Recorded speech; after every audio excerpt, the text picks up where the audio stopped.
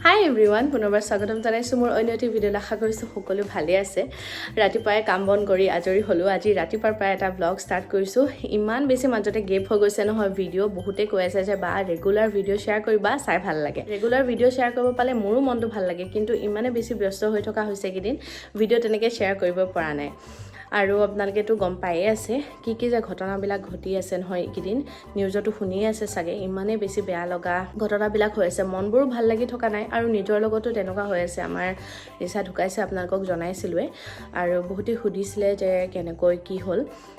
আচলতে আমাৰ নিচা কিডনী পেচেণ্ট আছিলে, মানে তেওঁ অলপ প্ৰব্লেম হৈ আছিলে, সেইটো কাৰণে কেলকাতালৈও নিছিলে কিডনী চেঞ্জ কৰিবলৈ। আৰু সেইখিনি বাৰু সম্ভৱ নহ'ল। তেওঁৰ বয়স আছিলে 54, বেছি বয়সো নাছিলে। আৰু তেওঁ আমাৰ মাজত বৰ্তমান নাই, কিন্তু সেই কথাটো মানে কোনো মানি ল'ব পৰা নাই।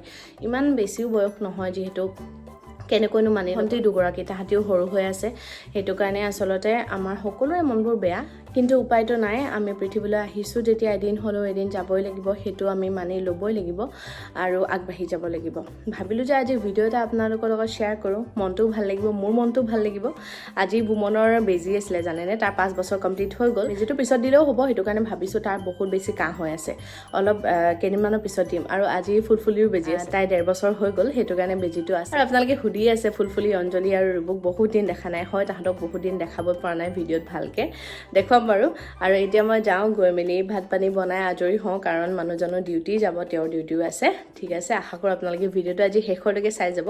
এটা নৰ্মেল ভ্লগ আপোনালোকৰ লগত শ্বেয়াৰ কৰিম।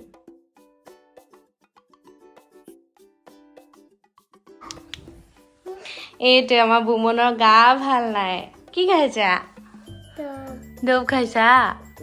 আইঅ, ল'ৰাটো গোটেই ৰাতি কাহি আছে, কাহি অৱস্থা বেয়া। হয়নে বাবু? কাহি অৱস্থা বেয়া। এতিয়া দৰৱ খাবলৈ আহিছে মোৰ ওচৰত। কি খালা এতিয়া? বিস্কুট খালা? বিস্কুট খালা? চাওঁ, আজি পূজা আছে ন, আজি ছট পূজা।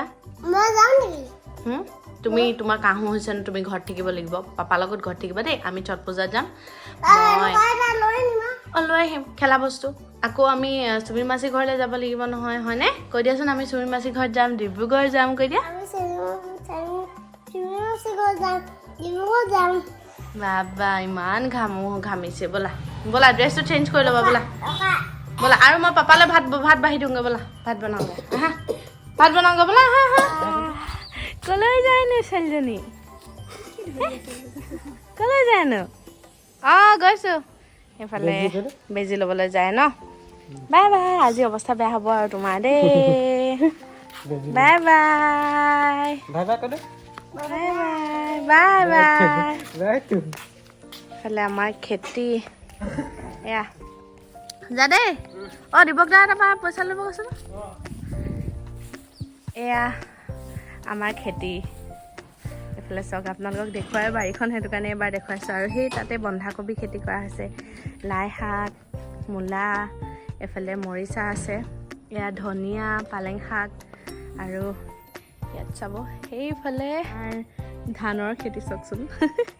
ঘৰতে ভাল লাগে, সেইটো কাৰণে লগাই ৰাখিছে। এয়া এইফালে আপোনালোকক চব্জিৰ বাৰীখন দেখুৱাই থাকোঁতে আহিলে এটা পাৰ্চেল।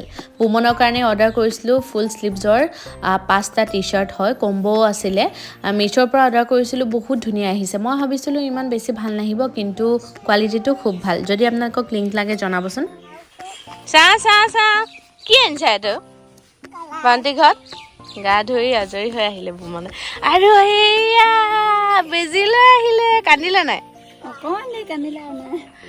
নাই, মই ভাত পানী খাই আজৰি হ'লোঁ, তাৰপিছত আহিলেই ফুলফুলি। কোনডোখৰত বেজিলে?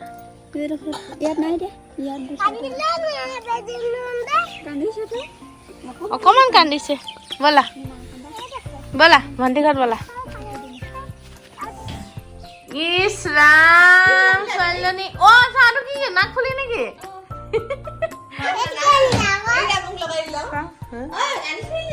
চাহ।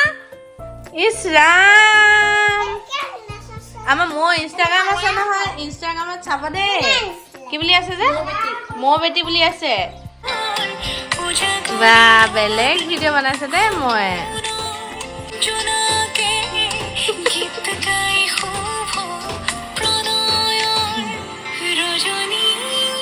কোন এজনী কোন আছিলে তুমি কাক ছাতি কৰিবা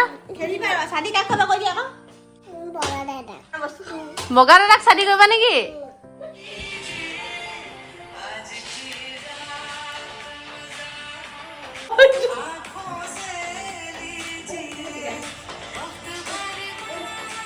নাচ কৰিছে বেজি লগ